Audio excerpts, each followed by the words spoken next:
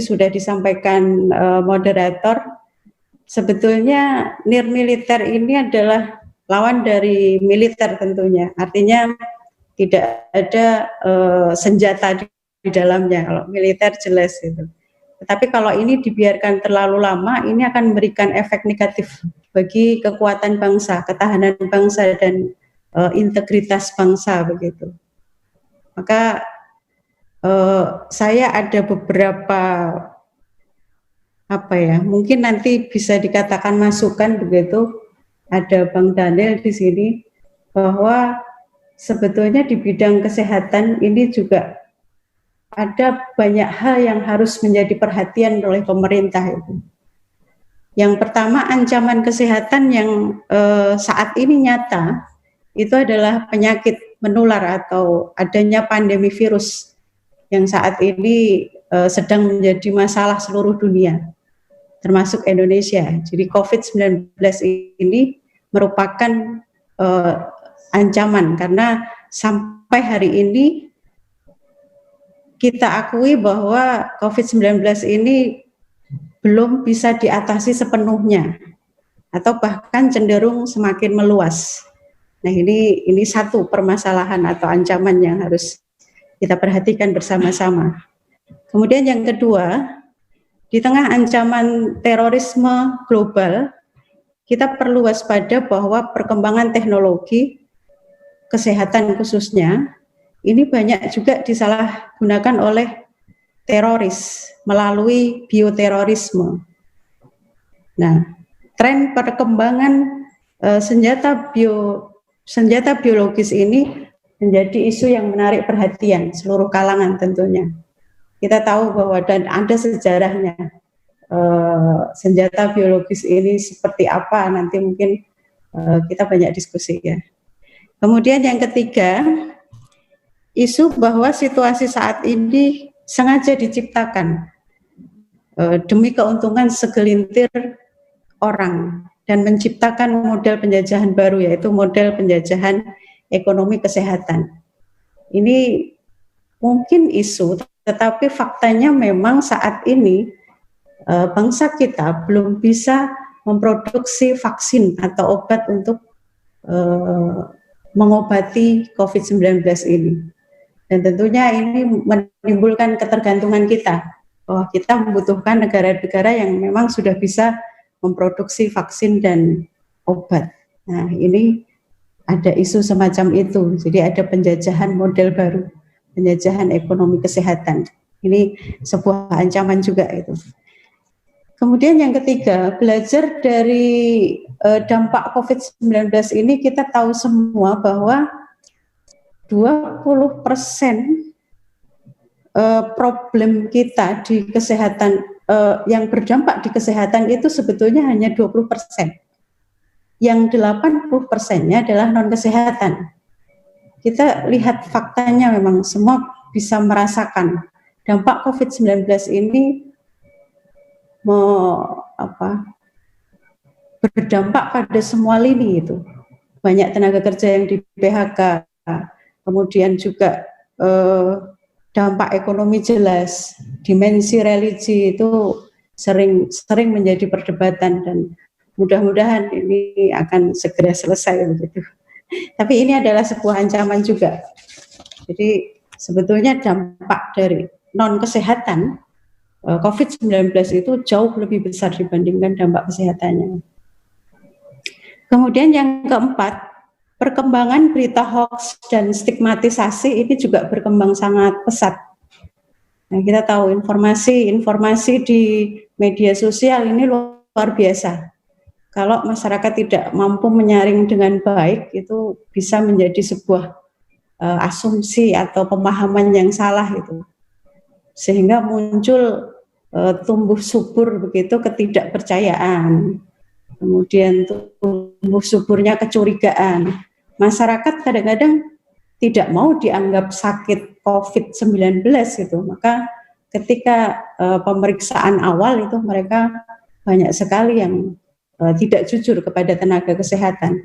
Ini adalah hal yang perlu mendapatkan perhatian supaya ke depan ini ancaman ini tidak semakin melebar kemana-mana. Kemudian juga Bapak Ibu peneliti ini ya, peneliti yang ada di perguruan tinggi, hati-hati dengan tawaran penelitian bersama dengan center-center penelitian luar negeri, karena bisa jadi nanti data-data yang mungkin akan kita kumpulkan barangkali juga akan diolah begitu, justru akan menjadi atau dimanfaatkan oleh pusat-pusat penelitian di luar negeri. Ini sangat berbahaya sekali, dan ini merupakan sebuah ancaman juga. Tapi saya yakin ini bangsa kita, ya, para pengambil keputusan sudah mengantisipasi ini semua, termasuk Muhammadiyah. Kita melihat potensi ancaman yang begitu besar akibat COVID-19 ini. Saya rasa tidak berlebihan kiranya bila seluruh komponen bangsa ini ikut ambil bagian. Dan alhamdulillah Muhammadiyah kita patut bangga karena telah membuktikan diri sebagai ormas yang sangat peduli dengan nasib bangsa. Dalam masa COVID-19 ini Muhammadiyah membentuk MCCC yang telah mengeluarkan mengerahkan kalau tidak salah 60.000 relawan dan 130 miliar untuk mengatasi dampak COVID-19 ini. Ini tentunya sebagai bukti bahwa peran serta masyarakat ini tentunya sangat dibutuhkan oleh pemerintah, dan Muhammadiyah sudah ambil bagian. Nah, ini ada tadi 5 hal pemikiran-pemikiran yang bisa dikatakan itu sebuah ancaman, tapi saya lebih suka kalau kita bicara ancaman itu dirubah menjadi sebuah peluang gitu. Dan insya Allah kami perguruan tinggi khususnya ITS PKU Muhammadiyah Surakarta menjawab tentunya masukan untuk pemerintah ini. Jadi kalau permasalahan itu bisa diatasi oleh semua komponen bangsa, termasuk kami ingin berkontribusi begitu, bahwa ITS PKU Muhammadiyah Surakarta dalam hal ini mencetak tenaga kesehatan tentunya nanti akan menjawab atau mempersembahkan solusi untuk pemerintah yang jelas ke depan ketika permasalahan ini mungkin suatu saat akan lebih besar lagi begitu, yang harus dipahami atau difikirkan oleh pemerintah bagaimana kita membuat upaya preventif, baik itu ketika pra-pandemi, kemudian pada saat pandemi, kemudian setelah atau pasca pandemi. Ini harus ada upaya-upaya preventif dari pemerintah meliputi sumber daya kesehatan yang ada. Ya, kita tahu bahwa kendala-kendala di lapangan itu banyak sekali berkaitan dengan sumber daya, baik itu tenaga kesehatan, kemudian sarana prasarana, dan ini mudah-mudahan nanti ke depan kita bangsa Indonesia semakin siap dengan ancaman-ancaman yang tadi saya sampaikan itu. Dan mudah-mudahan tadi 5 hal yang saya sampaikan bisa menjadi bahan diskusi sekaligus masukan untuk pemerintah supaya kita lebih bisa mengantisipasi ke depannya. Saya kira itu Pak Moderator yang bisa saya sampaikan. Terima kasih, kurang lebihnya mohon maaf. Billahi taufik wa hidayah. Assalamualaikum warahmatullahi wabarakatuh. Waalaikumsalam. Terima kasih Ibu Weni, sangat menarik karena sudut pandangnya dalam kacamata kesehatan. Tadi ada istilah model penjajahan baru atau neokolonialisme baru gitu. Jadi ancaman nyata itu bukan sekedar hanya sesuatu yang memang dilihat secara zahir, secara fisik, tetapi juga non fisik, tapi dan sangat memberikan perhatian data untuk dalam hal ini adalah para pemegang regulasi untuk mempersiapkan hal yang nanti akan menjadi problem dalam hal pertahanan bangsa dan negara kita ini. Terima kasih Bu Weni. Berikutnya adalah Bang Janil, monggo. Halo, Mbak Daniel, kita sapa dulu. Assalamualaikum, Mbak Daniel. Mbak Daniel, Assalamualaikum. Bang Daniel. Masih mati. Ya, assalamualaikum. Waalaikumsalam, Mbak Daniel. Ya, tadi sudah kita dengarkan dari Rektor ITS PKU Muhammadiyah, Ibu Weni Astuti. Dan ini giliran Mas Daniel ini untuk menyampaikan berkaitan dengan pertahanan negara kita ini dari ancaman militer, bahwa pengalaman Bang Daniel selaku aktivis pemuda, aktivis ekonomi, dan tentu banyak hal yang melekat pada diri Mas Daniel, ya. Politisi, kemudian sebagai ekonom, dosen, dan seterusnya. Nah, ini luar biasa. Nah, sekarang ini menjadi juru bicara di Kementerian Pertahanan Pak Prabowo gitu ya. Nah, tentu dengan background Bang Daniel ini banyak hal yang nanti bisa disampaikan kepada teman-teman dan kepada partisipan yang hadir dan mengikuti acara ini, karena ini teman-teman pemuda juga banyak yang live menonton bersama di Facebook dan seterusnya, kemudian juga melalui jaringan radio Muhammadiyah Jawa Tengah. Jadi ini sangat istimewa karena sudah rindu dengan Mas Daniel yang jarang ketemu ini di Solo ini. Kalau nggak pakai seragam ini ada bekam di belakang ini. Kampusnya dekat Bok Galak ini.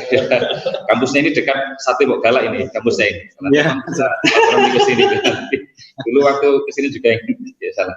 Baiklah, monggo nanti Mas Daniel bisa menyampaikan apa saja sih ancaman militer, kemudian strategi dan penguatan dalam konteks pertahanan nasional bagaimana. Jadi ini mungkin hal yang menarik dan harus menjadi perhatian publik untuk antisipasi segala sesuatu. Seperti tadi juga disampaikan oleh Bu Rektor, ada penjajahan gaya baru, ya, model baru gitu, seperti itu tadi. Monggo, Bang Daniel, silakan. Baik, assalamualaikum warahmatullahi wabarakatuh. Profesor Sofyan Hanif yang saya hormati, Rektor UMS. Lama sekali tidak bertemu. Kemudian Ibu Weni, PhD, Rektor ITS PKU Muhammadiyah. Saya terus terang Bu Weni, betul, saya baru tahu ada ITS PKU Muhammadiyah. Tadinya pas saya lihat itu diskusi Weni Astuti, Rektor ITS. Saya pikir ITS Surabaya. Jadi ternyata PKU Muhammadiyah itu punya kampus itu unik gitu, jadi luar biasa. Jadi saya baru kenal hari ini, mudah-mudahan ITS makin maju dan bisa melakukan terobosan-terobosan positif bagi dakwah Muhammadiyah. Mas Eko, Ketua Pimpinan Wilayah Pemuda Muhammadiyah Jawa Tengah, Mas Moderator, Mas Yanto, kemudian seluruh aktivis pemuda Muhammadiyah dan Angkatan Muda Muhammadiyah se-Jawa Tengah, Kokam, kemudian Jamaah Muhammadiyah, ada Ayahanda PDM, kemudian NA dan sebagainya lah yang harus dan patut saya hormati. Hari ini temanya agak berat ini karena kita bicara tentang kesiapan komponen bangsa menghadapi ancaman. Tapi saya ingin ambil beberapa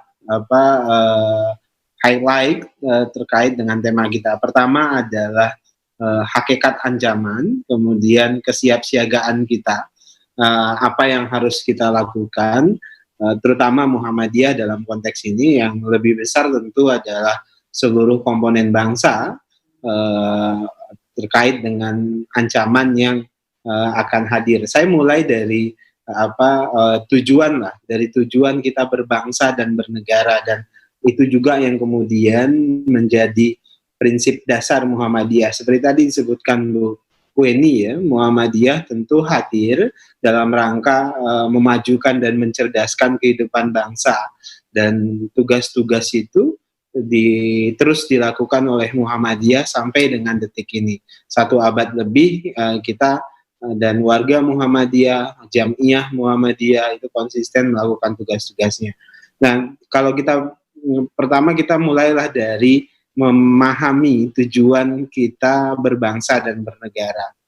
Ini juga yang kemudian menjadi prinsip dasar Muhammadiyah melakukan peran-perannya dalam kehidupan berbangsa dan bernegara.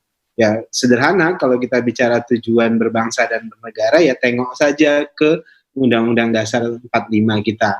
Di pembukaan Undang-Undang Dasar 45, di mana juga founding father Muhammadiyah terlibat dalam penyusunannya tersebut, itu di alinea keempat kan disebutkan bahwasannya dijelaskan tujuan negara kita itu yang melindungi segenap bangsa dan tumpah darah Indonesia, memajukan kesejahteraan umum, mencerdaskan kehidupan bangsa, dan ikut melaksanakan ketertiban dunia, kemerdekaan yang abadi dan kemerdekaan dan perdamaian abadi dan keadilan sosial bagi seluruh rakyat Indonesia. Jadi itu tujuan bangsa ini hadir. Indonesia hadir itu ya tujuannya adalah melindungi segenap tumpah darah, melindungi bangsa dan segenap tumpah darah. Itu dulu nih. Jadi poin pertama, tujuan kita berbangsa, tujuan Indonesia ada, itu adalah melindungi segenap bangsa dan tumpah darah Indonesia. Jadi kalau dalam perspektif saya misalnya sekarang sebagai juru bicara Kementerian Pertahanan, maka tugas utama yang utama dan pertama negara dan bangsa itu adalah memastikan warga negara, bangsa, dan tumpah darahnya itu terlindungi, terproteksi, artinya aman, dia tidak di bawah ancaman aneksasi misalnya, penyerangan dari negara-negara lain atau dari kelompok-kelompok lain. Jadi termasuk melindungi tumpah darah itu termasuk ideologinya. Jadi kalau tadi disebutkan Mas Eko dan sebagainya, jadi itu hal yang paling dasar. Yang paling dasar adalah kalau kita bikin urutan tadi, pertama adalah pastikan dilindungi, artinya pertahanan kita kuat untuk memastikan segenap tumpah darah kita dan bangsa kita itu terlindungi. Nah, baru kemudian kita bicara memajukan kesejahteraan umum. Nah, kalimat memajukan itu kan sangat identikal dengan Muhammadiyah. Dan jangan lupa yang beberapa tokoh, bahkan banyak tokoh BPUPKI, PPKI itu adalah tokoh-tokoh yang menyusun preambul atau pembukaan Undang-Undang Dasar 45 itu adalah tokoh-tokoh Muhammadiyah. Makanya kita lihat kalimat memajukan kesejahteraan umum. Jadi memajukan kesejahteraan umum ini jadi poin kedua tugas. Jadi tugas pertama itu sebenarnya adalah pertahanan, tugas kedua itu adalah mensejahterakan, memajukan kesejahteraan umum, baru nanti kemudian mencerdaskan kehidupan bangsa. Bangsa itu sudah dicerdaskan. Jadi kira-kira Muhammadiyah itu harus fokus pada memajukan kesejahteraan umum, kemudian kedua juga punya tugas mencerdaskan kehidupan bangsa, baru kemudian nanti kita masuk pada ini tugas ketertiban dunia. Ini bagian yang lain yang saya pikir Muhammadiyah sudah mulai masuk juga dalam poin-poin diplomasi internasional melalui forum-forum toleransi dan sebagainya. Dulu ketika saya jadi Ketua Umum Pimpinan Pusat Pemuda Muhammadiyah, justru saya jadi Presiden Religion for Peace Youth Interfaith Network. Itu dalam rangka tugas-tugas diplomasi, tugas-tugas membangun mutual understanding antar agama di dunia. Dalam rangka apa? Dalam rangka menciptakan ketertiban dunia, menciptakan perdamaian abadi, kira-kira begitu. Nah, jadi ini tujuan kita berbangsa dan bernegara. Nah, tujuan-tujuan kita ini, dan itu paralel tentu Muhammadiyah sebagai sebagai sebutlah kelompok atau komunitas yang punya komitmen dan bersenyawa dengan keindonesiaan itu ingin melakukan hal yang serupa. Jadi Indonesia ada pemerintah, tapi di sisi lain ada komunitas yang namanya Muhammadiyah yang punya tujuan sama dengan tugas-tugas pemerintah sebenarnya. Jadi sebenarnya pemerintah Indonesia itu enak sekali. Kenapa? Karena ada komunitas yang ikut serta melakukan tugas-tugas seperti pemerintah. Dalam konteks ini tentu Muhammadiyah tidak ikut-ikutan dalam konteks militer misalnya ya. Kalau dalam konteks membantu ya gitu ya. Kemudian tokoh-tokoh militer justru di awal-awal itu disuplai ideologinya termasuk semangatnya oleh tokoh-tokoh Muhammadiyah. Jenderal Sudirman adalah tokoh inti pemuda Muhammadiyah dan beliau adalah Bapak TNI. Jadi kontribusinya luar biasa besar. Nah, ini tujuan kita. Nah, tujuan kita ini tadi saya sebutkan negara dan Muhammadiyah dalam konteks ini ikut melakukan asistensi menolong tujuan-tujuan itu. Nah, kemudian kita turun tadi, ada ancaman.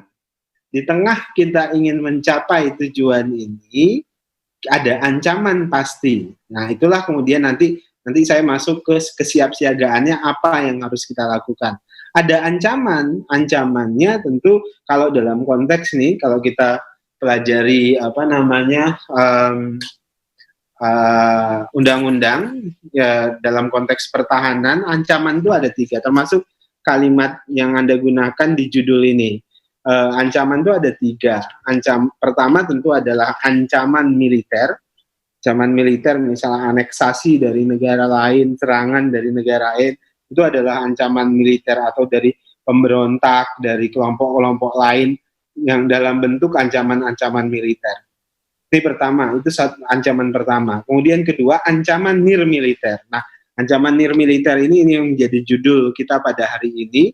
Ancaman militer itu ya ancaman dalam bentuk militer, serangan militer, dalam bentuk kekerasan dan sebagainya ya, menggunakan senjata perang dan sebagainya. Kedua adalah ancaman nirmiliter. Ancaman nirmiliter itu adalah misalnya tadi sudah disebutkan ideologi, baik itu komunisme yang tentu tidak punya tempat di Indonesia ya, apapun bentuknya, komunisme, PKI misalnya dulu itu tidak punya tempat di Indonesia, apapun dia kemudian dia berubah bentuk menjadi apa begitu, yang jelas dia tidak punya tempat di Indonesia.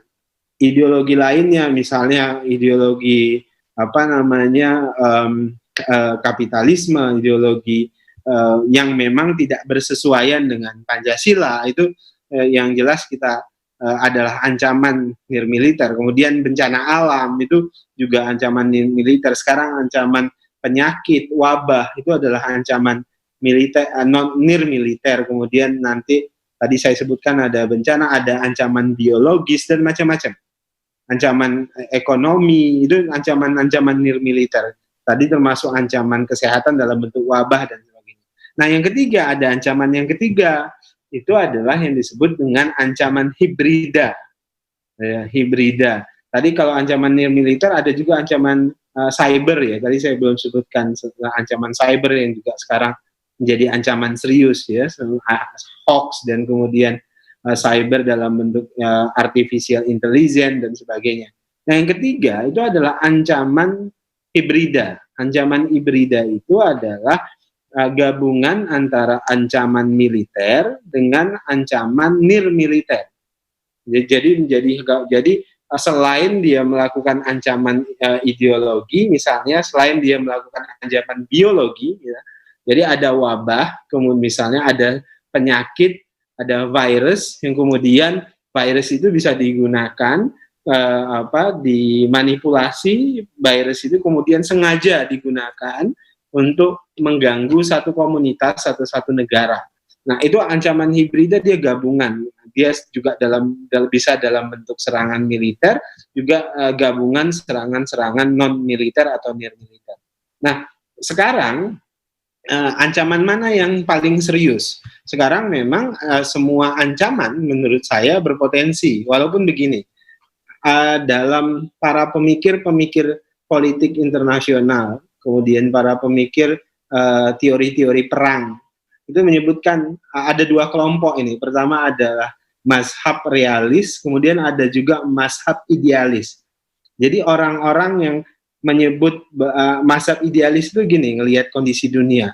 Dia melihat nggak mungkin ada perang. Ancaman-ancaman militer itu nggak mungkin terjadi. Karena sekarang kita mau perang apa? Jadi nggak mungkin ada perang. Sehingga kenapa? Karena dunia sudah berubah. Sekarang perang yang paling berbahaya itu adalah perang cyber. Perang yang berbahaya itu adalah artificial intelligence. Nah, itu yang kemudian sekarang banyak dikembangkan oleh Yuval Noah Harari itu, yang bukunya Sapin, 21st Century dan sebagainya. Dia banyak bicara itu. Dia nggak percaya dengan perang-perang militer lagi. Jadi ancaman sekarang itu ya semuanya ancaman dalam bentuk nir militer. Kira-kira dia punya perspektif itu. Nah, ini saya mengkategorikannya sebagai kelompok-kelompok pemikir yang melihat kondisi dunia, melihat ancaman yang serius itu bukan ancaman militer. Saya nyebutnya kelompok idealis. Kenapa kelompok idealis? Mereka memang tidak percaya ada perang dalam bentuk perang-perang militer. Walaupun ternyata kan faktanya ada aneksasi Israel terhadap wilayah Palestina. Itu adalah ancaman militer. Kemudian sekarang luar biasa Amerika dan Cina sudah berhadap-hadapan di Laut Cina Selatan, dan sekarang Australia juga sudah ikutan. Kemudian Taiwan panas sekarang dengan Cina. Kemudian India dan Cina bahkan sudah mulai baku hantam walaupun tidak menggunakan senjata. Kenapa? Karena ada perjanjian Cina dengan India itu kan kemarin di perbatasan Kashmir itu, Cina dan India itu sudah mulai perang, tapi perangnya tidak dalam bentuk perang senjata karena mereka berantem kayak tawuran gitu loh. Jadi tentara itu berantem dalam bentuk tawuran. Kenapa mereka tawuran nggak pakai senjata? Karena ada perjanjian ketika masuk daerah perbatasan itu, dua kelompok ini nggak boleh pakai senjata kinetik. Kinetik itu ya bom, pistol, AK dan sebagainya, itu nggak boleh bawa itu. Jadi akhirnya mereka berantem, berperang dalam bentuk perang fisik gitu, pakai batu, pakai kayu dan sebagainya. Jadi kayak zaman tradisional dulu antara Cina dan India itu. Jadi ternyata faktanya ada perang dan ada potensi perang. Jadi kelompok idealis ini tidak benar juga, tidak terbantahkan juga perspektif mereka bahwasannya di abad 21 ini ke depan itu nggak ada lagi perang fisik, yang ada adalah artificial intelligence dan sebagainya. Tadi saya sebutkan Yuval Noah Harari itu percaya dengan ini, dan misalnya dia menyebutkan dengan gini istilahnya, ini ancaman serius juga walaupun perspektif mereka tidak bisa kita nafikan. Misalnya dia sebut gini, sekarang ini manusia itu dia sebut istilahnya hackable animal. Manusia itu adalah hackable animal. Di hijack. Jadi manusia itu adalah istilah dia yang tadi saya sebut hackable animal. Manusia itu sudah bisa di hijack. Manusia itu bisa diarahkan menggunakan artificial intelligence. Jadi bayangkan informasi yang kita cerna selama ini melalui sosial media dan segala macam. Kata Yuval Noah Harari itu adalah salah satu cara untuk menghack cara berpikir manusia agar sesuai pandangannya dengan keinginan sang maestro artificial intelligence.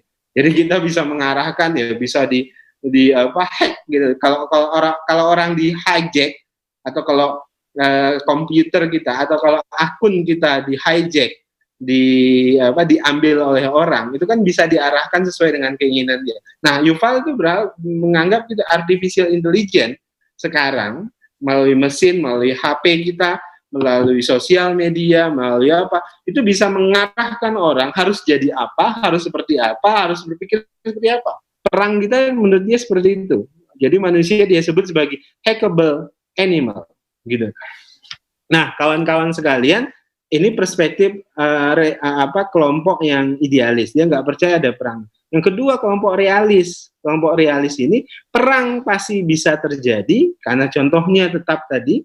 Jadi kita masih tetap butuh senjata militer. Jadi negara itu masih tetap butuh senjata militer, tetap harus bersiap siaga menggunakan pesawat tempur dan alat-alat militer fisik lainnya untuk mempertahankan eksistensi negara. Ini kelompok realis. Nah, kenapa? Karena perang akan tetap terjadi walaupun perangnya itu berubah katanya akan full teknologi.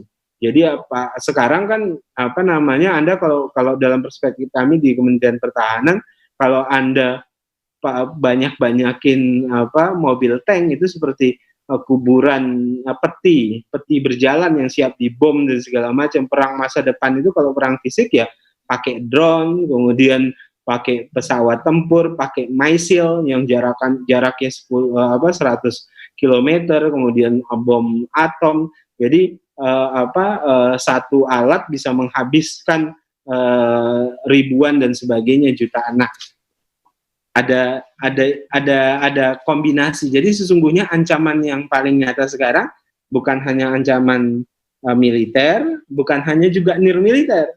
Seperti judul kita hari ini. Nah, yang paling tepat ancaman kita sekarang itu adalah ancaman hibrida, ancaman gabungan ancaman militer dan nirmiliter.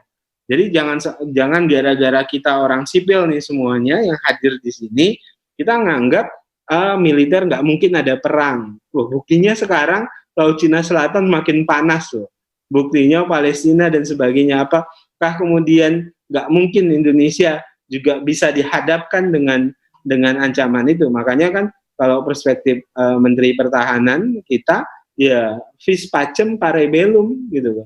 Jadi selalu bersiaplah untuk perang dalam masa-masa damai ini. Nah, untuk menghadapi ancaman-ancaman ini, apa yang harus dilakukan? Itu pertanyaan berikutnya di deretan ancaman-ancaman ini. Nah, tentu kawan-kawan sekalian, di banyak diskusi, salah satu yang paling penting tentu dalam konteks negara, misalnya sekarang saya di dalam negara, tentu salah satu yang harus dipersiapkan tadi adalah infrastruktur militer itu harus tetap kuat. Negara itu tidak boleh main-main dengan alutsista. Itu harus punya alutsista yang modern, harus bisa memproduksi alutsista sendiri agar tidak tergantung dengan negara lain dan sebagainya. Kita harus menuju itu. Kalau tidak, kemudian maka kita akan tetap menjadi negara yang tidak punya bergening dengan negara lain. Misalnya gini, saya berikan contoh sederhana aja lah, bagaimana hubungan antara satu negara. Ketika saya misalnya seorang Dhanil Anjar menjadi Ketua Umum Pemuda Muhammadiyah, dia itu akan kelihatan gagah kalau pasukan kokamnya itu banyak. Kan gitu kira-kira. Saudara Eko Pujiatmoko itu akan tidak dianggap di Jawa Tengah kalau kokamnya cuma 10. Nggak akan dianggap apa-apa gitu loh. Dia akan kelihatan gagah, dia akan kelihatan kuat, dia akan kelihatan punya bargaining position kalau kemudian dia punya ribuan kokam di Jawa Tengah. Kalau nggak ada, itu kira-kira begitu. Jadi jangan-jangan nggak dengar. Jadi teman-teman kokam ini tetap penting dan harus. Karena apa? Karena dia simbol dari wibawa sebuah institusi dalam konteks ini Pemuda Muhammadiyah. Pun begitu dengan negara. Gimana mungkin kalau kemudian negara tidak punya alutsista yang modern, yang bagus, yang yang bisa mempertahankan negaranya, itu bisa segani oleh negara lain, istilahnya itu punya deterrent effects. Wah, nggak mungkin. Nah, oleh sebab itulah langkah pertama, perspektif saya artinya ancaman kita tidak hanya nirmiliter, tapi militer harus dipersiapkan tetap kapanpun. Nah, baru kemudian nirmiliter, ini cyber dan segala macam. Nah, ini yang kemudian begini, perang masa depan itu kan teknologi, saya sebutkan. Teknologi ya itu tadi militer kita kuat seperti apapun, kalau kemudian di hijack dengan mudah ya sudah semuanya gugur, semuanya lewat. Nah, oleh sebab itulah dalam perspektif ini kelompok masyarakat seperti kita itu harus mulai kemudian masuk ke upaya-upaya mempersiapkan teknologi, termasuk tadi saya senang Rektor ITS menyebutkan di bidang kesehatan. Coba bayangkan, wabah ini merobohkan semua sendi kehidupan kita. Semua sendi kehidupan kita itu diroboh, ekonomi roboh dan semuanya roboh. Nah, untung Muhammadiyah punya pilihan-pilihan strategis. Saya ingin nyebut gini, apalagi sekarang kan saya sebenarnya kalau berada di luar pemerintah pasti kritik saya banyak sekali, tapi kan terkait dengan etik tentu saya harus menahan diri, Mas Eko dan kawan-kawan sekalian. Nah, itu bedanya. Kalau saya ketua umum Pemuda Muhammadiyah atau ketua pimpinan wilayah Pemuda Muhammadiyah Jawa Tengah, wah itu kritik saya pasti banyak sekali, yang saya akan sampaikan banyak sekali. Tapi karena posisi saya adalah juru bicara, tentu saya harus dalam posisi bekerja dan berusaha memperbaiki apa yang bisa saya kerjakan, kira-kira gitu. Nah, ini gini, contoh sederhananya adalah sekarang dalam kondisi seperti ini, ekonomi kita sulit karena wabah, kemudian semuanya sulit karena wabah, tiba-tiba ada isu-isu perpecahan, ada upaya-upaya seolah-olah mengganggu ideologi dan sebagainya. Menurut saya itu kerjaan orang-orang yang nggak paham dengan kondisi kinian gitu, apa yang sedang kita hadapi. Makanya saya selalu sebut gini, dalam kondisi krisis seperti ini, wabah, ancaman kita dari semua segmentasi, kita dalam kehidupan berbangsa negara cuma punya dua pilihan sekarang, menurut saya. Pilihan pertama itu adalah membangun solidaritas, atau pilihan yang kedua itu adalah melakukan propaganda pecah belah. Jadi bagi saya nih, ini bisa catat, saya yakin nih teman-teman wartawan banyak ngikutin dialog kita. Pilihan kita saat ini dalam kehidupan berbangsa dan bernegara itu cuma punya dua pilihan sekarang. Pertama adalah membangun solidaritas. Maksud saya solidaritas ini solidaritas yang sesungguhnya ya, bukan partai. Jadi membangun solidaritas. Yang kedua itu adalah pilihan propaganda pecah belah. Kita mau pilih yang mana? Nah, tentu semua bersepakat pilihan yang terbaik itu adalah membangun solidaritas. Nah, jadi saya selalu sebutkan udah dong, jangan ditambah ancaman-ancaman yang ada sekarang itu dengan ancaman-ancaman yang baru yang membuat kita pecah belah. Ini semua orang lagi susah gitu loh. Semua orang lagi susah. Jangan dipikir misalnya yang hanya yang termiskin yang susah, sekarang yang hampir miskin itu jadi miskin. Yang menengah dia hampir miskin sekarang. Jadi turun semuanya ini. Yang kaya itu jadi turun, semuanya turun dalam kondisi ini. Jadi saya ingin katakan kalau kemudian semua pilihannya harusnya adalah membangun solidaritas, maka semua harus bekerja. Kan akhirnya gara-gara ada misalnya isu HIP dan segala macam, ya orang jadi demo di mana-mana, orang jadi jadi menurut saya kan kondisinya itu jadi tidak sehat. Bayangkan demo di Solo, demo di Jogja, itu kumpul banyak-banyak, kan dampaknya pasti bisa ada yang tertular dan sebagainya. Jadi sebenarnya ini kan efek dari tadi nggak memahami kondisi sesungguhnya yang kita hadapi. Jadi saya selalu bilang sudahlah, stop menambah deretan ancaman, termasuk bagi saya ya tadi ya undang-undang yang nggak perlu segala macam itu, yang sudah seharusnya yang hal-hal yang sudah disepakati bersama, yang nggak perlu kalau ini nanti teman-teman wartawan jangan sampai kutip saya dalam konteks terkait HIP ini sebagai jubir, ini perspektif saya sebagai Dhanil yang mantan Ketua Umum Pemuda Muhammadiyah. Jadi bagi saya ya harusnya yang dilakukan sekarang itu adalah memahami bahwasannya Pancasila itu adalah konsepsi final yang dia adalah produk dialog. Kan produk dialog itu begini loh, produk dialog itu kan keputusannya yang akhir itu apa ya, 18 Agustus gitu. Jadi ada 1 Juni sidang BPUPKI, kemudian disepakati di situ, kemudian ada 22 Juni yang kita sebut sebagai Piagam Jakarta, kemudian terakhir 18 Agustus hasil dari PPKI, dan itu sudah disepakati isinya begitu loh. Jadi jangan sampai kemudian kok yang dasar kemudian diturunkan jadi undang-undang, di dasar negara kemudian diturunkan jadi undang-undang, jadi masalah lagi menurut saya. Jadi oleh sebab itulah teman-teman sekalian, saat ini termasuk pemuda Muhammadiyah, termasuk kampus-kampus kita, pilihan kita tidak ada yang lain. Sekarang pilihannya membangun solidaritas, bukan melakukan propaganda perpecahan. Jadi dan Muhammadiyah sudah melakukannya sekarang sejak COVID-19 beberapa bulan ini.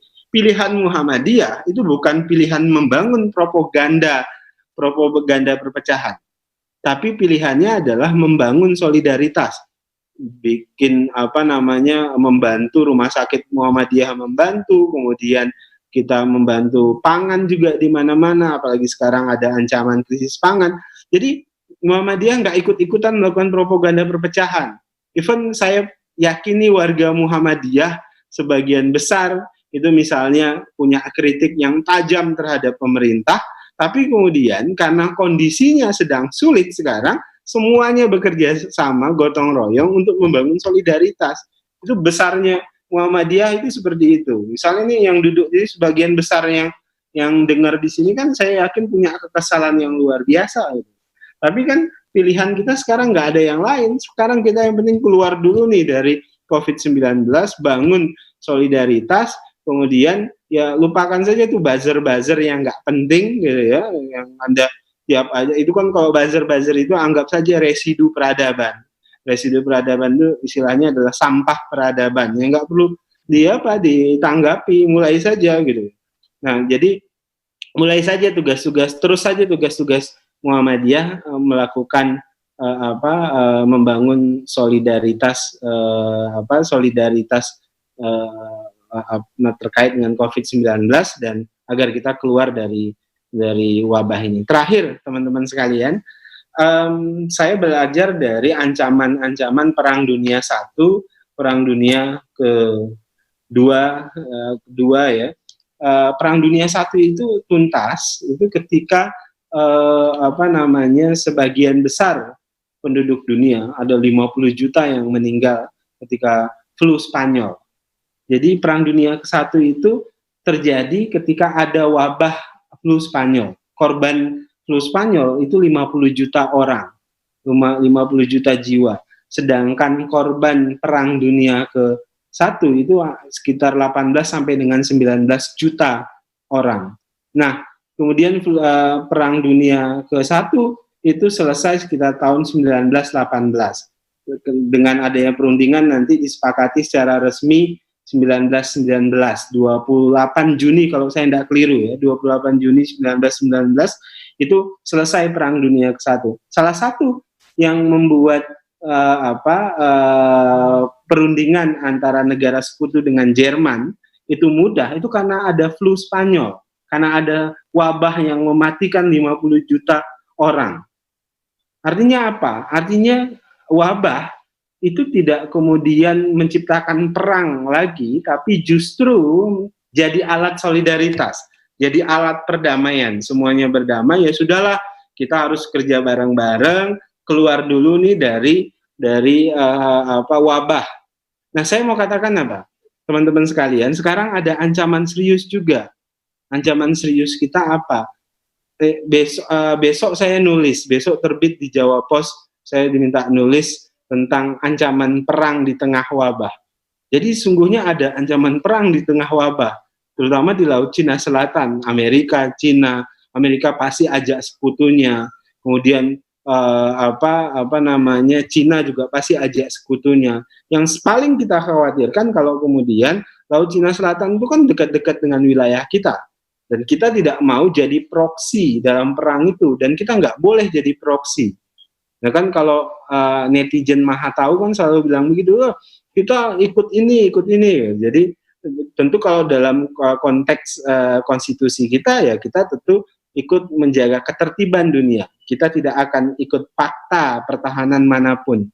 Nah saya berharap kondisi potensi perang yang mungkin bisa terjadi dan mudah-mudahan tidak akan pernah terjadi, itu dunia dan Indonesia itu bisa menggunakan wabah ini, menggunakan wabah dalam tanda kutip sebagai upaya untuk membangun kesadaran kolektif.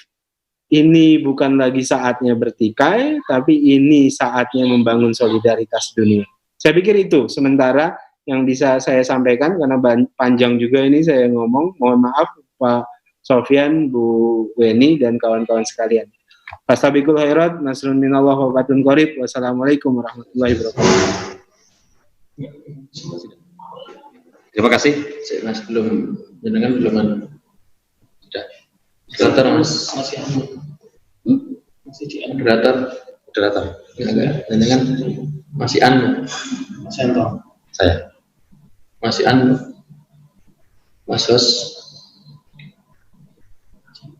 Terima kasih Mas Daniel ya, yang telah menyampaikan panjang lebar berkaitan dengan bagaimana tentang strategi pertahanan untuk menghadapi ancaman nirmiliter dan apa saja itu ancaman nirmiliter, dan tadi beberapa hal berkaitan dengan diungkap kembali pada hakikat tujuan berbangsa dan bernegara sebagai penyelenggara negara adalah memastikan warga negara itu terjamin keamanannya. Nah, ini yang tentu menjadi catatan penting bahwa warga negara hak mendapatkan kehidupan yang aman, gitu ya.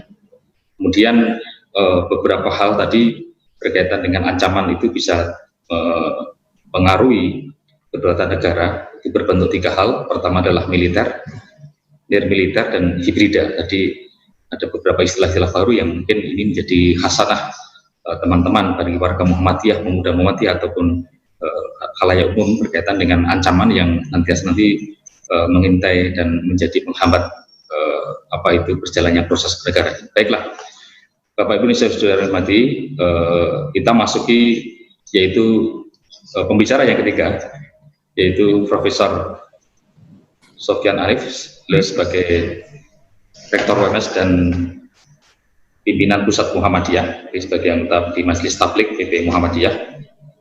Beliau sejak pelajar, mahasiswa aktif di organisasi, sejak IPM, IMM, di IMM UGM, kemudian di Hizbul Wathon, dan sampai sekarang ini beliau masih aktif sebagai penggerak Perserikatan Muhammadiyah. Kami sapa dulu Prof. Sofyan. Assalamualaikum, Prof. Sofyan. Waalaikumsalam. Terima kasih. Ya, setelah tadi kita mendengarkan bersama Ibu Rektor ISTS berkaitan dengan pemikiran-pemikiran beliau sekaligus pemaparan berkaitan dengan ancaman tanah negara ini, yaitu dalam pasti kesehatan, dan Pak Daniel sudah menyampaikan beberapa hal tadi. Mungkin ini Pak Profesor Sofyan, perspektif Profesor dalam rangka penguatan ketahanan negara ini dalam dimensi pendidikan, karena beliau ini sangat concern dalam dunia pendidikan dan tulisan-tulisan buku-bukunya banyak berkaitan dengan pendidikan. Maka pokok-pokok pikiran yang tentu ini akan sangat berpengaruh terhadap luasan pemahaman. Misalnya tadi ada impact dan kemajuan teknologi itu juga akan berpengaruh terhadap bagaimana membentuk karakter bangsa, sekaligus juga bisa menjadi tameng infiltrasi ideologi yang memang tidak layak untuk berkembang atau tidak boleh berkembang di negara kita ini. Monggo kepada Prof. Sofyan untuk menyampaikan waktu di sini. Ya, terima kasih. Assalamualaikum warahmatullahi wabarakatuh. Suara sudah bisa diangkat dengan jelas ya. Halo. Halo. Ya. Alhamdulillah. Wa syukrulillah la haula wala quwata illa billah, amma ba'du. Yang saya hormati Mas Daniel, sudah sepantasnya Mas Daniel yang memang harus memberikan kuliah paling lama ini. Dia sudah sesuai dengan kompetensi di bidangnya.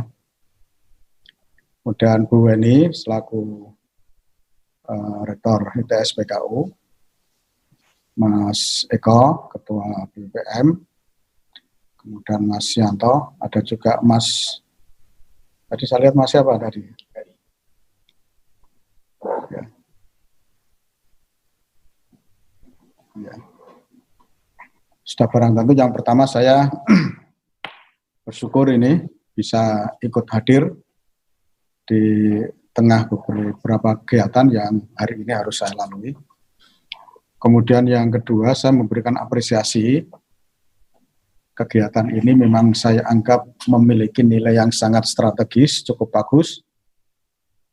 Bahkan ini menjadi kerjasama antara pemuda wilayah dan ITS PKU. Dan tema yang diangkat juga menurut saya sangat menarik, ya, karena selama ini memang banyak dalam pemikiran kita ketika kita menyebut ancaman itu pasti dikaitkan dengan militer.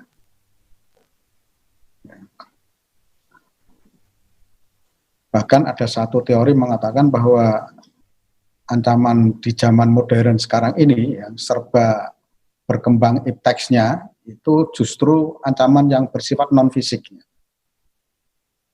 Kalau ancaman militer itu fisik, ya, maka banyak para ahli mengatakan bahwa ancaman militer itu lebih berdimensi ideologi. Ada satu upaya memasukkan nilai-nilai yang diyakini sebagai sebuah kebenaran yang kemudian harus diikuti oleh orang itu. Jadi ada ideologi Pancasila, maka kita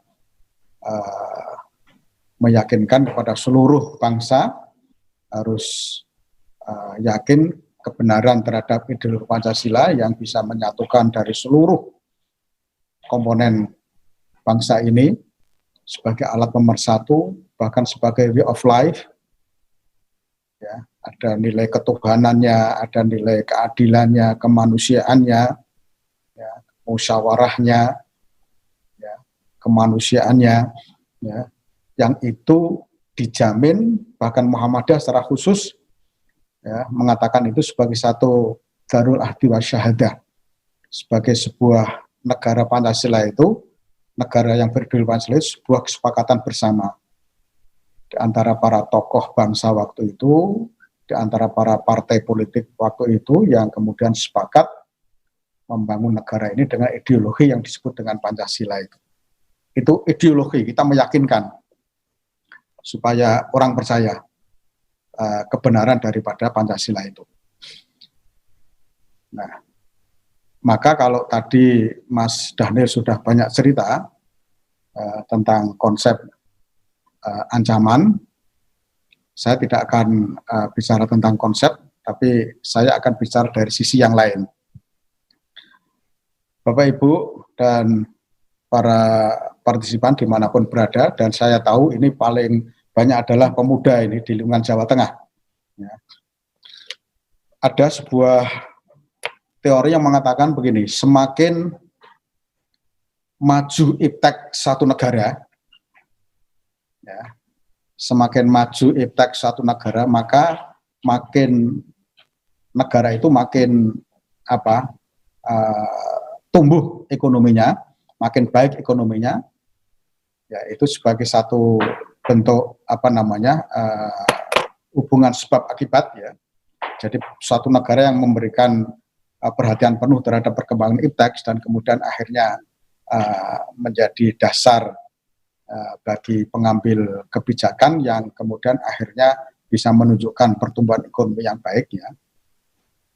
Tetapi di sisi lain kemajuan satu iptek di sebuah negara itu juga tidak lepas dari apa?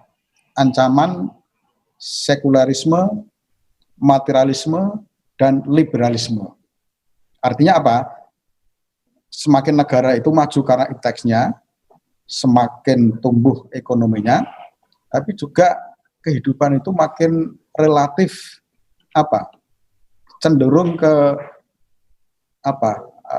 Material, cenderung ke arah liberal, bebas, dan cenderung ke arah sekuler. Yang sekuler itu lebih kita pahami sebagai apa namanya? Ideologi memisahkan antara agama dengan dunia, memisahkan antara urusan akhirat dan urusan duniawiyah. Jadi tidak boleh agama itu ngurusi urusan negara misalnya. Negara ya negara, agama ya agama. Jadi sehingga di beberapa negara yang menganut paham sekuler itu pemerintah tidak punya kewajiban ya, atau bahkan memang sengaja agama itu tidak diurusi oleh pemerintah. Saya melihat saudara-saudara sekalian bahwa yang tadi juga sudah disinggung Mas Daniel, disinggung oleh juga Bu Rektor, bahwa justru saat sekarang ini yang makin tinggi intensitasnya, makin tinggi privasinya itu adalah ancaman-ancaman yang lebih bersifat ideologi. Ya. Kita tidak boleh hanya terpaku dengan ideologi, seolah-olah kalau kita bicara ideologi itu pasti Pancasila, bukan ya. Seolah-olah kalau kita bicara ideologi itu pasti politik, bukan. Saya memberikan satu analogi begini. Muhammadiyah itu adalah sebagai gerakan tajdid.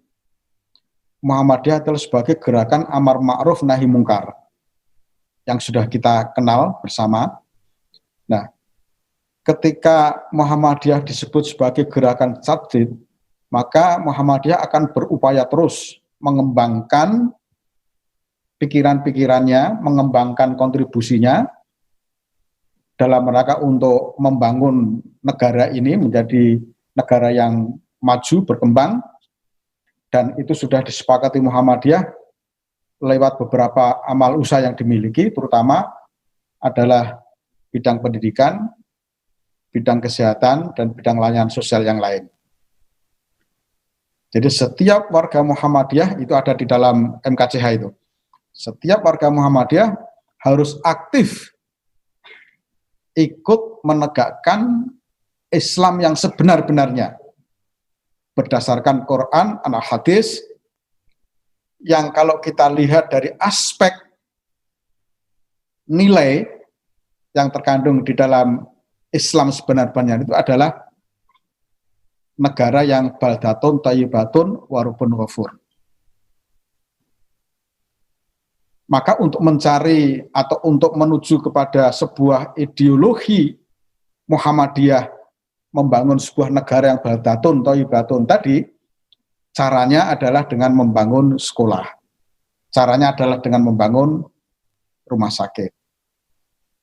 Itu sebagai satu wujud gerakan amar ma'ruf nahi mungkar melalui bidang pendidikan, melalui bidang kesehatan maupun melalui bidang sosial yang lain.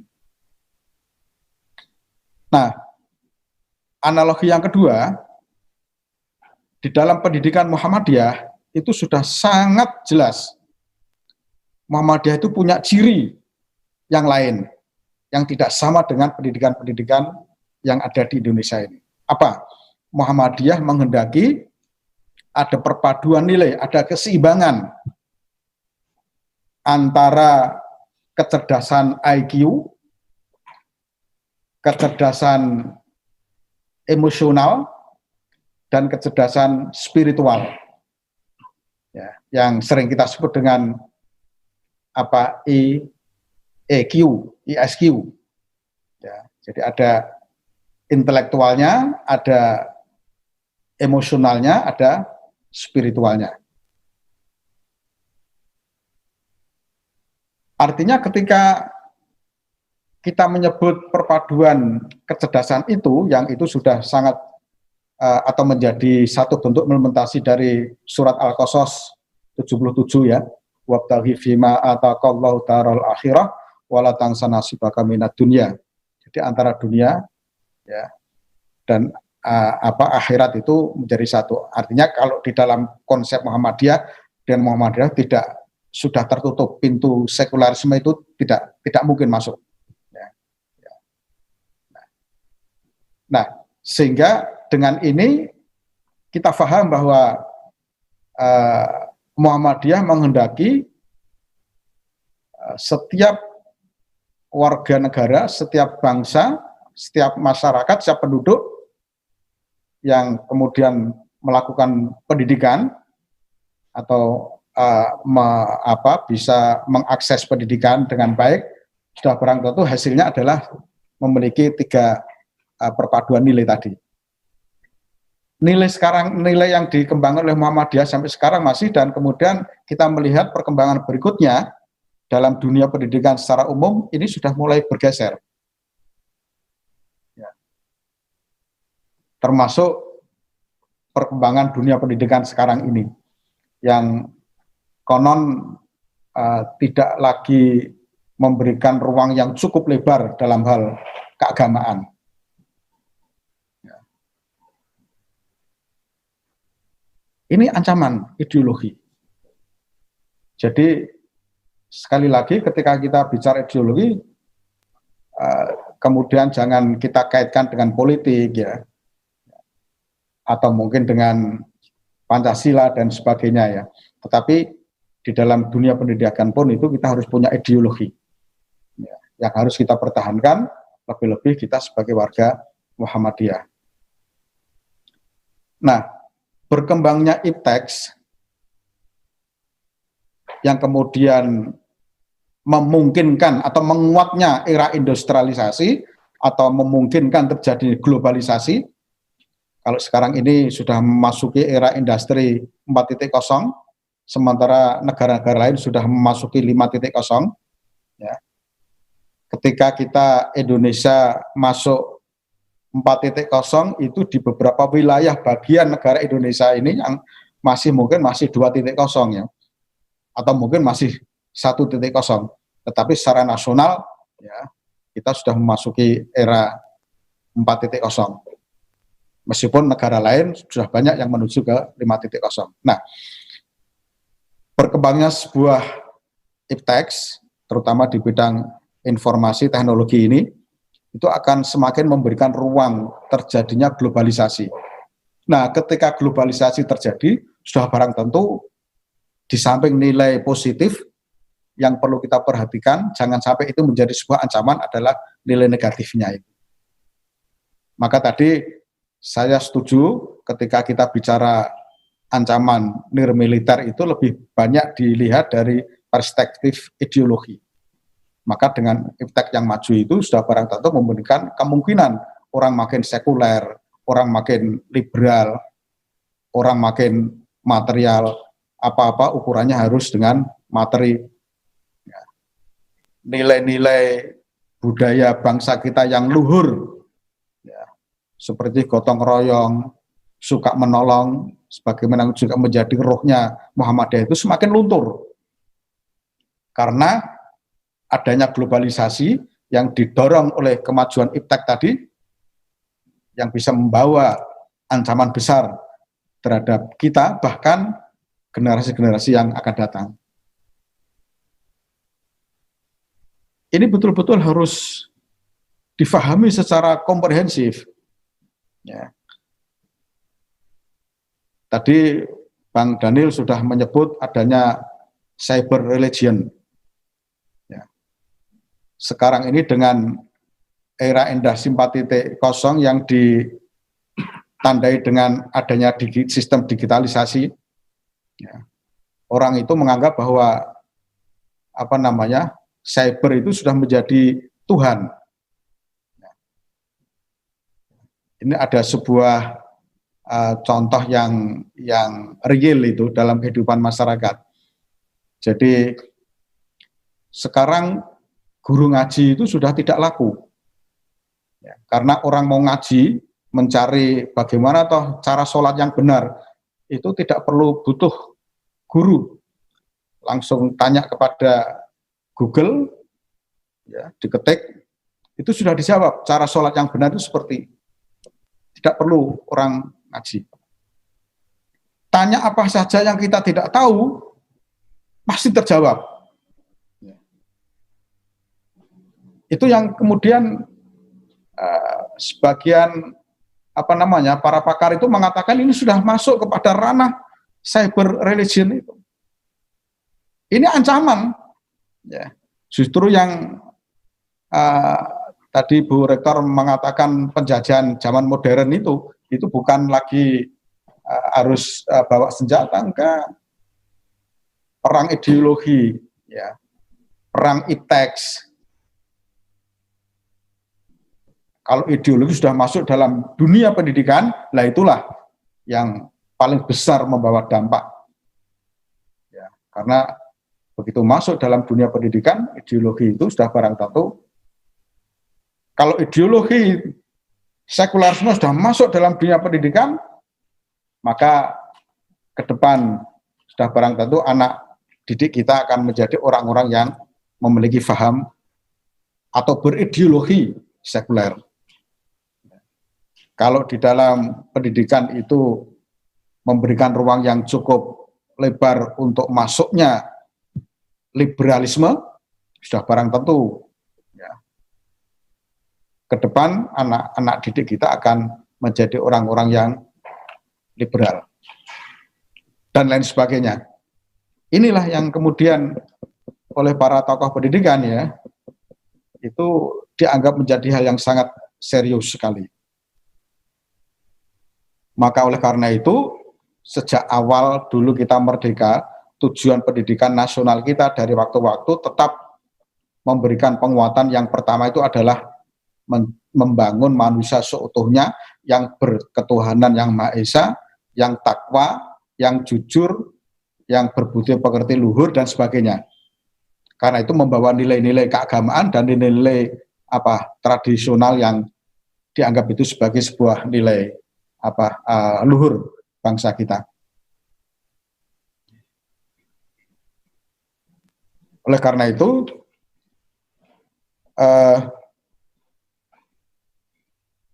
masalah ancaman yang bersifat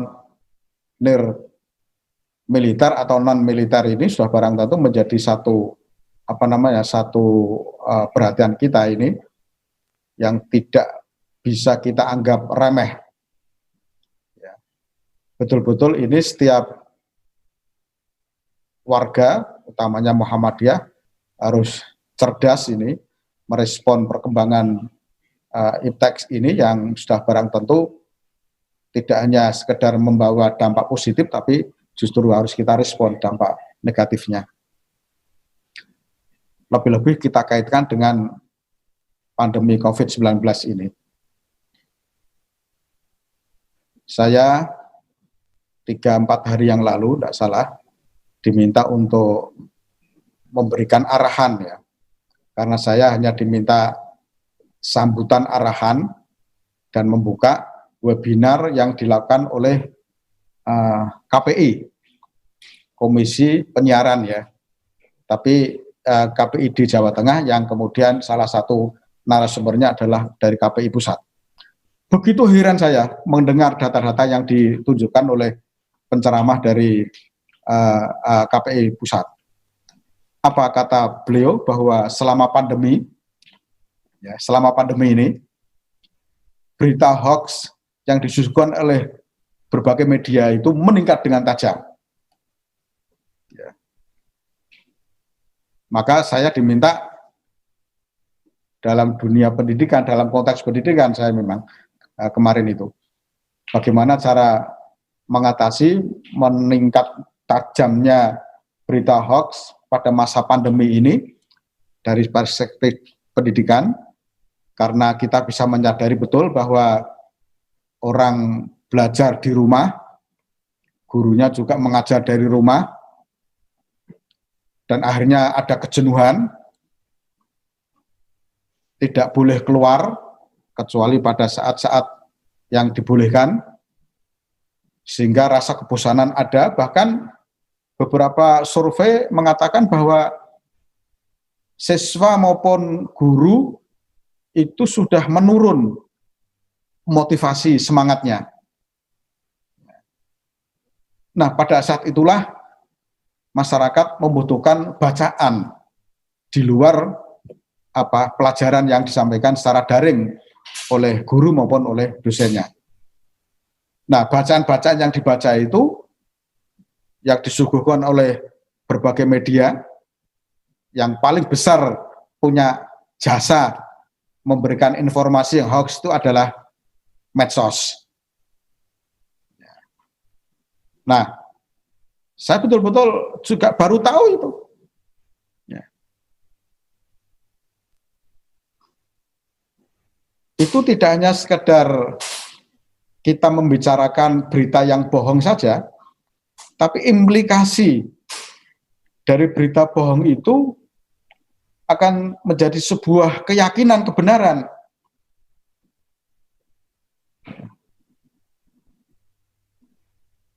Karena apa? Sebagian besar masyarakat, ya sekali lagi, sebagian besar masyarakat itu belum tahu secara detail mana berita yang bohong dan mana yang berita yang benar.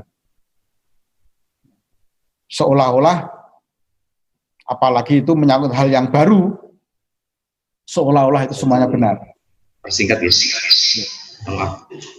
Oleh karena itu, ya sudah barang tentu kajian malam ini sudah tidak hanya pada ranah yang menyangkut kehidupan pribadi, tapi kehidupan sosial budaya yang banyak mengalami gangguan ketika berita bohong itu selalu kita jumpai. Dan saya rasa kita bicara ancaman dialognya. Oke, saya rasa itu. Terima kasih. Assalamualaikum warahmatullahi wabarakatuh. Terima kasih Prof. Yosyan telah menyampaikan beberapa poin.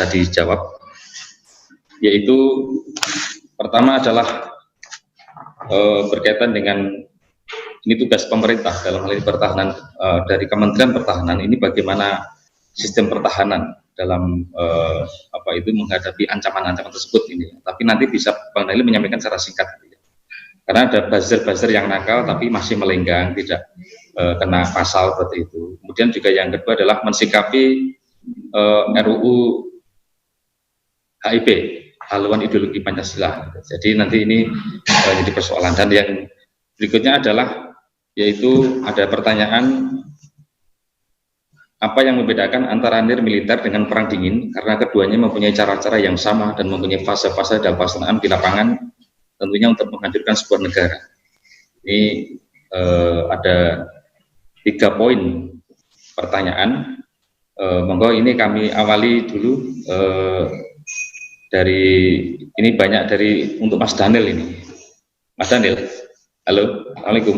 Ya, baik. Monggo, ini ada 3 pertanyaan untuk Bang Daniel ini. Ya. Silakan.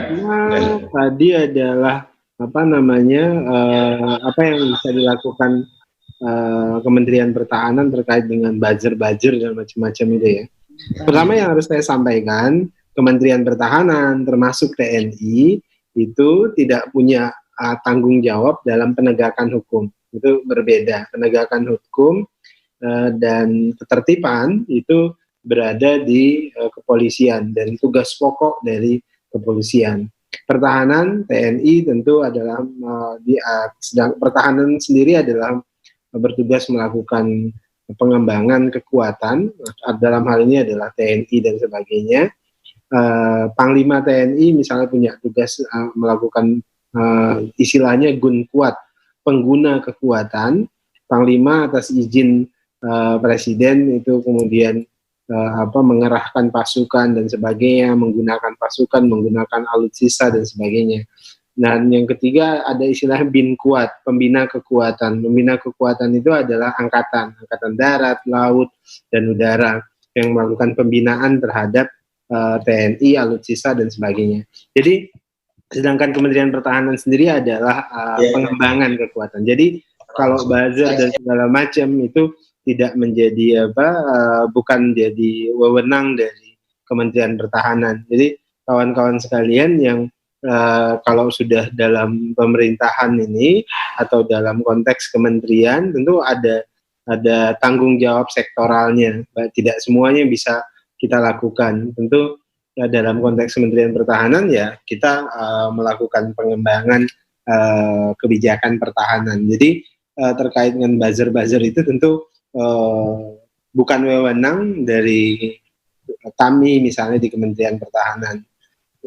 Jadi itu bisa ditanyakan kepada pihak kepolisian, bisa ditanyakan secara umum misalnya kepada mereka yang berwenang. Jadi saya mohon maaf kalau saya kepala polisi saya bisa jawab, atau juru bicara polisi saya bisa jawab. Kemudian kedua apa tadi Mas Yanto? Pertahanan Bangsa Indonesia, sistem pertahanan bangsa Indonesia. Ya tentu gini. Kementerian itu. Sekarang ini di tengah COVID-19 tentu doktrin pertahanan kita itu adalah doktrin pertahanan tradisional, itu sistem Hamrata, itu sistem pertahanan rakyat semesta. Jadi selain kemudian melibatkan komponen utama, ya, jadi kan kita ada komponen utama itu adalah TNI, komponen utama yang melakukan tugas-tugas pertahanan, menjaga kedaulatan dan sebagainya. Tapi doktrin pertahanan kita kan ada doktrin pertahanan rakyat semesta. Nah, pertahanan rakyat semesta selain menggunakan kekuatan utama atau komponen utama dalam hal ini TNI, juga melibatkan komponen pendukung, dan selain komponen pendukung juga ada istilahnya komduk begitu ya, komponen pendukung, kemudian ada komponen satu lagi komponen utama, komponen pendukung, kemudian satu lagi komponen, kok saya tiba-tiba lupa istilahnya, yang kita ingin bentuk ya, komcat, komponen cadangan. Jadi ada komponen utama, komponen pendukung, dan komponen cadangan. Misalnya gini, Kokam yang terlatih dia bisa masuk mendaftar menjadi komponen cadangan, dilatih. Misalnya kan kita karena ada COVID sehingga kita sekarang agak prosesnya agak terhenti untuk merekrut komponen cadangan. Jadi sistem pertahanan kita tentu doktrin tradisional kita adalah sistem pertahanan rakyat semesta. Nah itu juga karena pendekatannya pertahanan rakyat semesta, artinya apa? Artinya kita juga melibatkan pertahanan kita, yaitu tadi pertahanan cyber, kemudian teknologi lainnya, ideologi dari luar yang mengancam Pancasila dan sebagainya. Itu yang kita tangkal. Satu lagi tadi, Bang Daniel. Halo, Bang Daniel. Ya, halo. Ya, satu lagi Mas Bang Daniel. Ya, apa tadi? Perbedaan antara nir militer dengan perang dingin, Bang Daniel. Sebenarnya kan perang dingin itu dia punya dimensi ancaman gitu ya. Jadi ada arm race, ada perlombaan senjata. Perlombaan senjata itu arm race, atau nanti konsepnya berubah jadi istilahnya adalah military balance. Jadi ada arm race, ini lomba-lomba. Misalnya saya berikan contoh dulu, Rusia dengan Amerika Serikat, itu perang dingin. Jadi dua-duanya berusaha meninggalkan perlombaan masing-masing. Kita punya senjata ini, kita punya senjata ini. Termasuk misalnya Korea Selatan dengan Korea Utara, itu perang dingin tuh masih. Nah sekarang Amerika dengan China itu masih dalam kategori perang dingin. Dua-duanya menunjukkan kekuatan senjatanya, tapi belum melakukan aneksasi atau belum melakukan serangan-serangan militer. Itu proses perang dingin. Perang dingin itu ya seperti kalau kita itu kalau orang di Sumatera, di Medan masih mop-mopan gitu. Kalau kita di masih ger-geran kira-kira gitu. Jadi masih ancam-ancaman. Jadi belum ada clash fisik dan sebagainya. Itu perang dingin. Nah, termasuk kalau dalam konteks misalnya perang cyber dan sebagainya, itu udah perang dia maksudnya. Ada persaingan cyber, ada hijacking, ada pembajakan misalnya dan sebagainya. Itu sudah kategorinya perang, tapi dalam bentuk perang militer tadi. Misalnya kan tadi saya sebutkan ada kelompok yang idealis yang menyebutkan, termasuk Yuval Noah Harari tadi menyebutkan perang yang paling yang tidak pernah henti itu ya perang militer. Hampir semua peradaban itu, kalau kita baca Huntington misalnya dulu ya, Francis Fukuyama dan sebagainya, itu ya semuanya menjelaskan perang peradaban itu. Jadi clash of civilization itu kan terus terjadi, atau kalau dalam kajian-kajian Islam, Ghuzul Fikr dan sebagainya, itu adalah perang yang tidak pernah henti, karena setiap peradaban pasti ingin menguasai peradaban lain atau mempengaruhi peradaban lain. Itu perang-perang militer, termasuk melalui cyber. Ideologi misalnya, ideologi itu kan dalam konteks tertentu bermakna peradaban. Bagaimana kemudian ideologi tertentu itu bisa eksis di tempat lain dan itu terus disebarkan. Ada misi gitu. Nah, teman-teman, itu yang perang militer, dan ini tidak akan pernah henti, itu akan terus terjadi. Kalau perang dingin tadi dia dalam bentuk perang perang fisik, tapi dia belum clash gitu, belum belum bertabrakan, belum terjadi kontak, tapi masih masih arms, masih perlombaan senjata, tunjuk kekuatan. Kita punya senjata begini loh. Di sana juga sekarang kayak Amerika kirim 3 kapal induknya ke Laut Cina Selatan, Australia kirim kapal induknya ke Laut Cina Selatan, Cina juga melakukan hal yang serupa. Nah, itu masih kategori perang dingin. Ya, beralih ke Prof. Sofyan. Prof. Sofyan, ada pertanyaan bagaimana mensikapi RUU HIP ini? Ini persoalan tadi Bapak menyampaikan masalah bahwa dominan ancaman negara adalah ideologi. Nah, ini mungkin secara spesifik ada pertanyaan bagaimana mensikapi RUU HIP ini. Monggo. Oke, terima kasih. RUU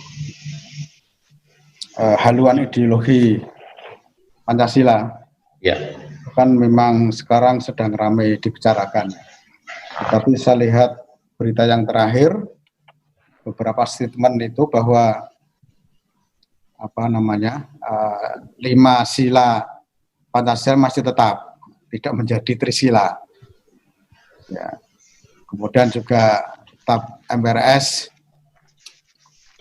tetap dicantumkan sebagai satu sebagai satu klausul. Saya rasa yang menjadi persoalan kita itu kan sebetulnya itu ya dari aspek legal hukumnya.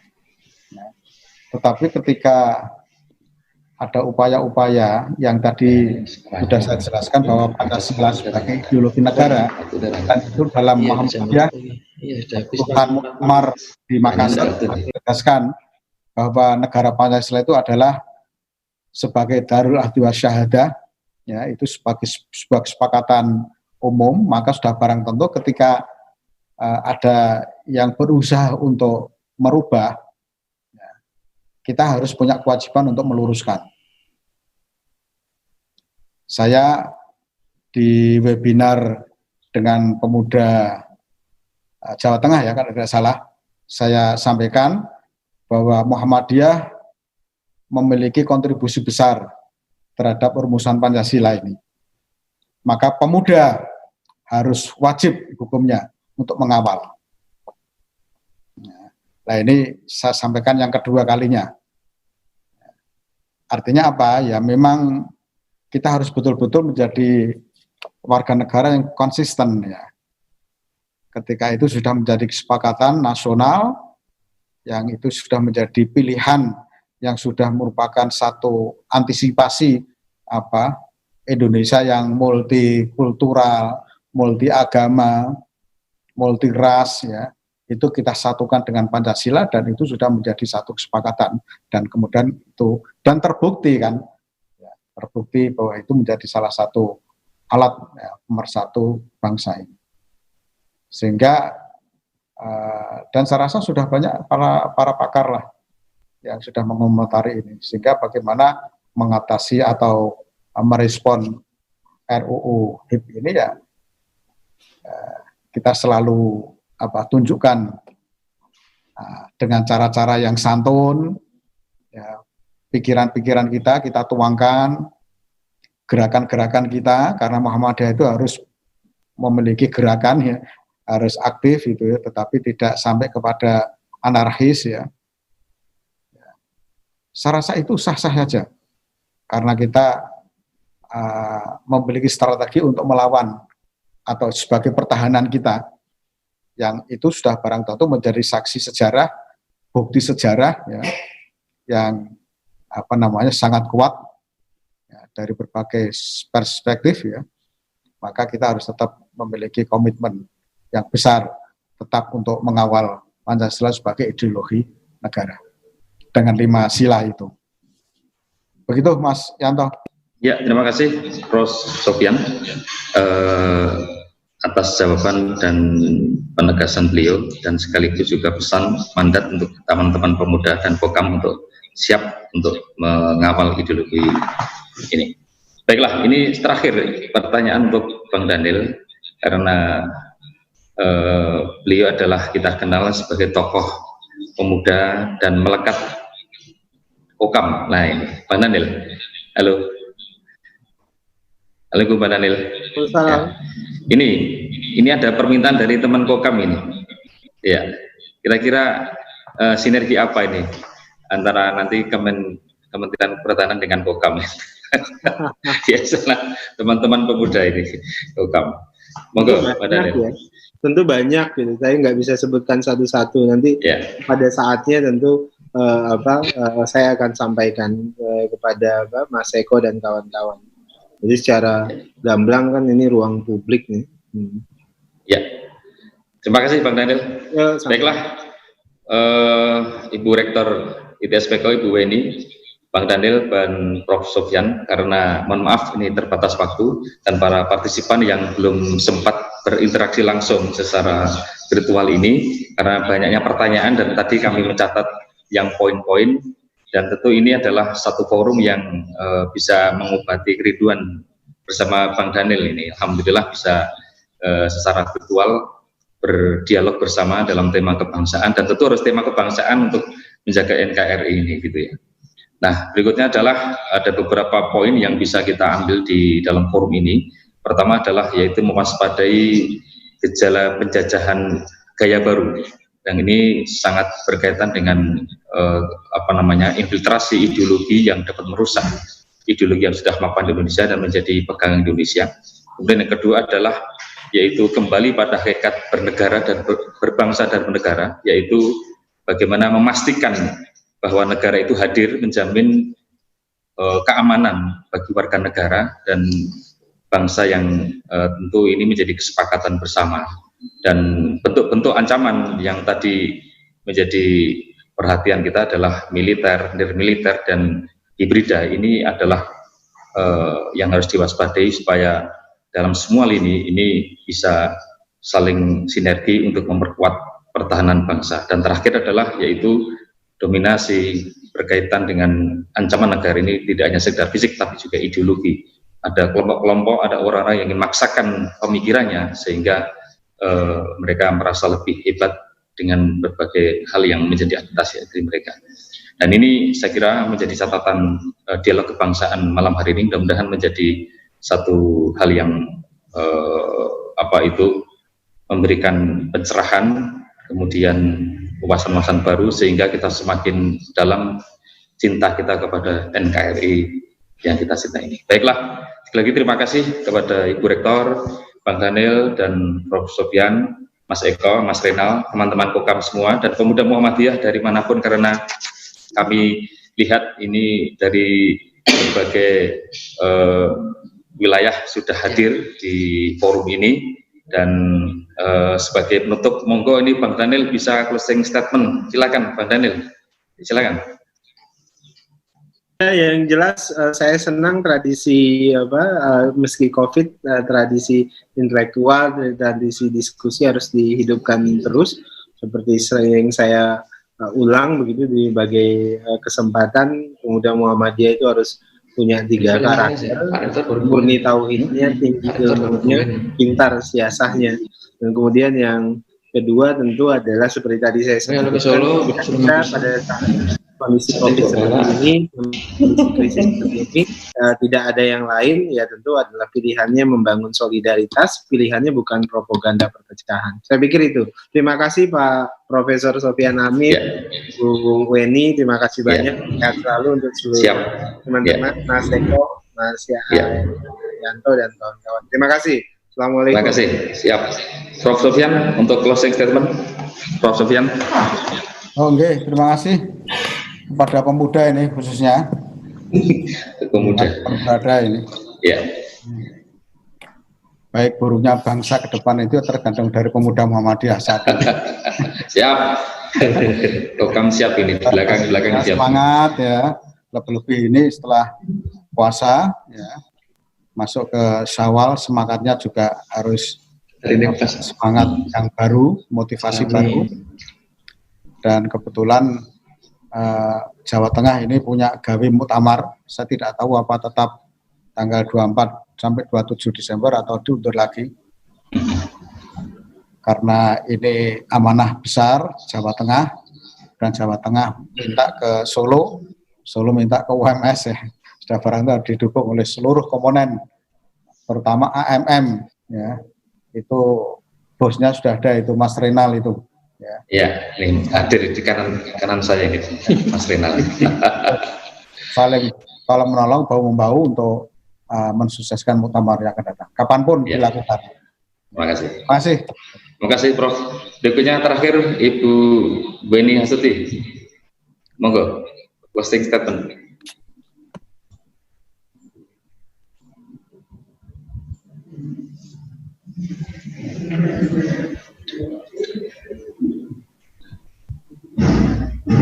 Ibu Weni, silakan. Ya, terima kasih Pak Yanto. Seperti yang tadi saya sampaikan di awal, kegiatan dialog kebangsaan ini kami berharap memberikan menginspirasi segenap anak bangsa untuk peduli dan selanjutnya bisa mengambil peran masing-masing sesuai dengan profesi dan kompetensinya. Dan insya Allah ITS PKU salah satunya akan menyiapkan tenaga-tenaga kesehatan. Tentunya ini juga dalam rangka mengantisipasi seluruh ancaman yang bisa kita jadikan peluang. Justru ini sebaliknya, karena kami selalu menganggap sebuah ancaman itu kalau bisa dijadikan sebuah peluang. Kami berharap seluruh bangsa Indonesia itu juga berpikir demikian. Maka sekali lagi mari berkontribusi terhadap permasalahan bangsa lewat apapun, lewat profesi apapun, lewat kompetensi apapun. Terima kasih, begitu Pak Yanto.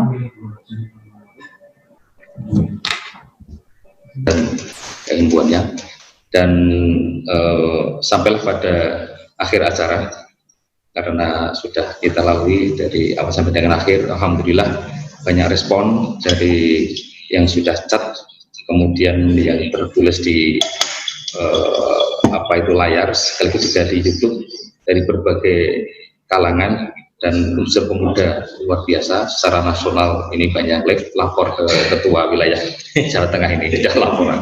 Alhamdulillah, dan mudah-mudahan bermanfaat dan bisa memantik kita bersama untuk sekaligus memberikan semangat untuk selalu tadabbur ilmu, untuk memperkuat hasanah kita dalam berbangsa, bermuhammadiyah dan berislam. Baiklah, untuk mengakhiri ini, marilah kita akhiri dengan doa kafaratul majelis bersama-sama. Subhanakallahumma bihamdika asyhadu an la ilaha illa anta astaghfiruka wa atubu ilaik. Demikian, nasrul minallah wa qarib. Assalamualaikum warahmatullahi wabarakatuh. Waalaikumsalam. Selamat malam, Bang Daniel. Ya.